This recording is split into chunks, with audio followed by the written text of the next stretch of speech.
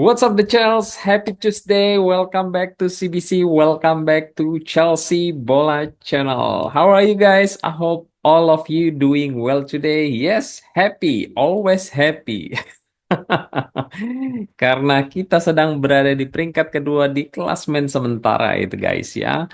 Jumpa lagi di episode ke 122 ya. Kemarin kita sudah membahas Liam Delap, kemudian rumor terkait Nkunku dan update injury terkait Wesley Fofana. So buat teman-teman yang ketinggalan dapat langsung klik link di atas. Oke, jadi di episode ke 122 kali ini ya, kita akan membahas preview match day yang ke-14 di Premier League antara Southampton versus Chelsea.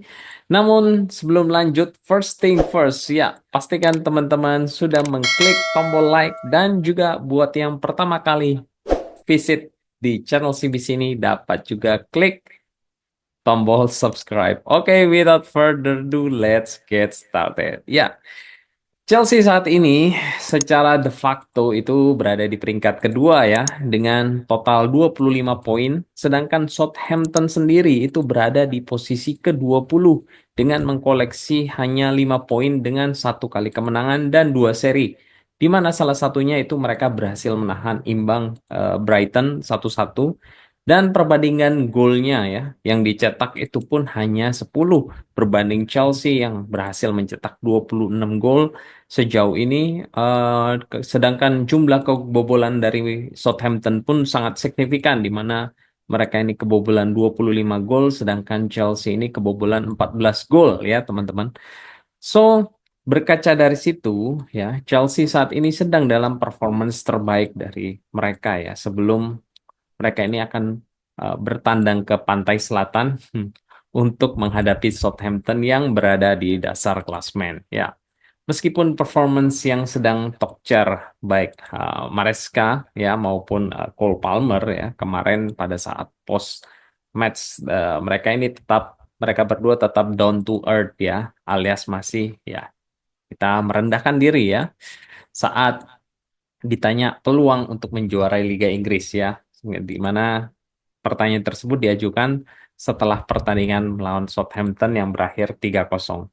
Adapun sebenarnya ya peluang untuk tetap mempertahankan peringkat kedua ini sangat terbuka lebar ya untuk Chelsea, di mana di match kali ini saat yang bersamaan ya Arsenal akan menghadapi ujian sulit saat melawan Manchester United-nya Ruben Amorim, dan tentu saja kita berharap Arsenal kali ini dapat terpleset ya. Mau seri ya ataupun kalah itu akan menjadi keuntungan buat Chelsea ya. Asal jangan mereka ini meraih kemenangan ya guys.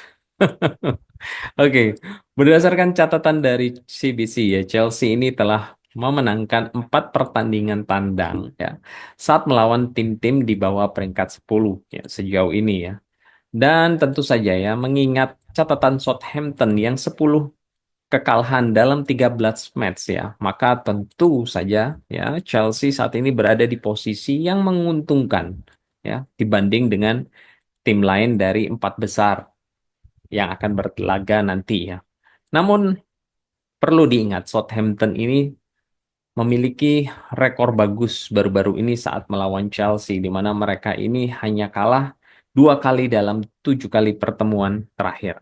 Ya, Russell Martin ya pelatih dari Southampton itu tentu akan berusaha menjaga tren positif mereka setelah mereka itu berhasil menahan imbang 1-1 Brighton, di mana tentu penampilan impresif kemarin itu menjadi penampilan impresif kedua mereka dalam kurun waktu sekitar 1-2 minggu kemarin ya, karena sebelumnya pertandingan dari Brighton tersebut ya mereka itu nyaris mendapatkan poin dari Liverpool ya saat comeback 2 kali, namun harus gugur karena gara-gara gol penalti dari Mohamed Salah di menit ke 83 sehingga mereka itu kalah 3-2 ya. Sehingga kemenangan satu-satunya yang diraih oleh Southampton itu hanya terjadi di kandang dengan skor 1-0 saat menjamu Everton. Adapun kesulitan bagi Southampton itu terlihat akan semakin nyata ke depannya ya. Apabila mereka ini melihat Selepas menjamu Chelsea, mereka itu akan kedatangan Tottenham. Setelah itu mereka akan bertandang ke Aston Villa dan Fulham sebelum Natal tentunya. Sehingga Opta ya itu memprediksikan 94% ya tim yang baru promosi ini itu akan terdegradasi ya. Statistik dari Southampton pun itu membuktikan ya bahwa mereka itu tidak hanya mencetak gol paling sedikit di Premier League ya, namun mereka ini juga paling banyak melakukan kesalahan yang berujung pada shooting maupun gol yang terjadi ya. Dan mereka ini lebih sering kehilangan penguasaan bola di sepertiga lapangan ya, atau di final third ya.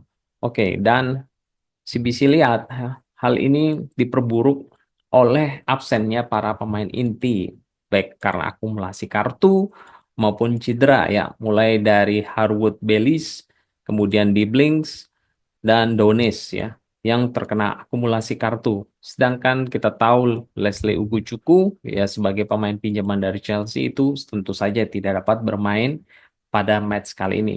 Sementara Smallbone dan Adam Lallana, kedua dari pilar lini tengah mereka itu mengalami cedera ya. Kalau tidak salah cedera paha ya. Kemudian goalkeeper mereka yaitu Aaron Ramsdale itu juga absen ya, sehingga sepertinya John Lumley ya tampaknya ini akan kembali menjadi kiper utama seperti saat laga Brighton saat dia menggantikan Alex McCarthy yang beberapa kali blunder ya saat melawan Liverpool. Chelsea sendiri, seperti yang CBC bahas kemarin, ya tentu tidak akan diperkuat oleh Wesley Fofana yang mengalami cedera hamstring, di mana dia itu akan absen sekitar 4 sampai 5 minggu ya, sehingga mungkin dapat turun di Januari nanti ya. Sedangkan Reece James ya, kita sudah ada 3 pemain ya, Reece James, Fofana dan juga Omari Kelemen yang semuanya itu cedera hamstring ya. However, Malo Gusto ya, itu sudah kembali fit ya, meski kemarin dia itu tidak diturunkan karena terkait taktik formasi ya yang diturunkan oleh Enzo Maresca, sehingga dia ini tidak terpilih. Dan CBC itu cukup happy sebenarnya. Akhirnya kemarin melawan Aston Villa itu Maresca memainkan Caicedo sebagai inverted right back, teman-teman ya. Finally ya, setelah apa ya CBC ngomong berulang-ulang ya tentang hal ini seperti sampai kayak apa namanya kaset rusak ya. Terus sekali ngomong berulang-ulang ya. Aduh, but thanks God ya. Akhirnya formasi impian dari CBC itu dapat terwujud kemarin dan hasilnya luar biasa. Kita itu menang 3-0 atas Aston Villa ya. Dan Pedro Neto itu juga sudah kembali ya. Kemarin kita sudah lihat performance elektrik dia di dalam diri Neto dan tentu saja di match kali ini ya Maresca itu akan kembali melakukan rotasi mengingat hari Minggu ya 5 hari lagi ya Chelsea itu akan bertandang ke Tottenham. So kali ini ya prediksi line up yang akan diturunkan oleh Enzo Maresca itu sedikit sulit diprediksi oleh CBC ya. Oke, let's get into prediction line up. Di goalkeeper ada Jorgensen, inverted right back. Ya, sepertinya Malo Gusto itu akan turun. Kemudian right center back ada Badia Shield, central center back ada Tosin, left center back ada Viega. Defensive midfielder ada Kasede, box to box ada Chukwuemeka. Ya, CBC berharap Chukwuemeka dapat bermain ya. Kemudian attacking midfielder ada Felix. Right winger ada Madueke. Ya, Madueke sudah turun kembali ke eh, tim B ya. Left winger ada Mudrik, di striker ada Nkunku. Oke, ya bisa saja ya. Box to box itu nanti diisi oleh Kernan Dewsbury Hall ya.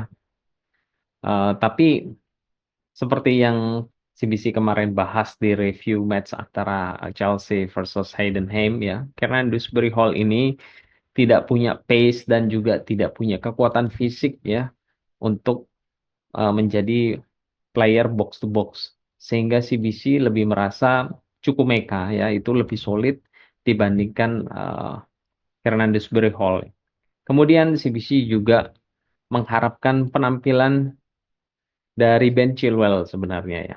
Ya, tidak menutup kemungkinan dia ini akan turun menjadi inverted left back ya, di mana nantinya Disasi itu dipasang sebagai right center back, kemudian eh, Tosin di central center back dan Badiashile di left center back, sehingga yang dicadangkan itu adalah Viega dan yang bermain sebagai invert yang CBC tadi sebut yaitu Ben Chilwell ya. So, gimana pendapat teman-teman? Apakah Enzo Maresca ini akan mengambil risiko untuk menempatkan tim B atau dia akan tetap gambling mengorbankan fitness dari para tim A untuk turun di match kali ini sehingga formasi yang diterapkan itu tetap seperti kemarin saat melawan Aston Villa? Please komen di kolom komentar.